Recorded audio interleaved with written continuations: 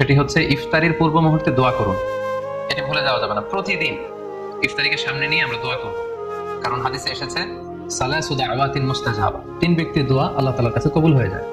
এই দোয়া আল্লাহ কখনো ফিরিয়ে দেন না। এর মধ্যে একটা দোয়া হচ্ছে দাওয়াতুস সাইম, রোজাদারের দোয়া আল্লাহ কখনো ফিরিয়ে দেন না। দাওয়াতুস সাইমি মাকবুল, এটা আল্লাহর কাছে কবুল হয়ে যায়। ঠিক ওই মুহূর্তটাতে আল্লাহ তাআলার সফট কর্নার খুব বেশি গ্রো করে, আল্লাহর রহমতের দরিয়ার মধ্যে একটা অভাবনীয় জোশ পড়ে যায়।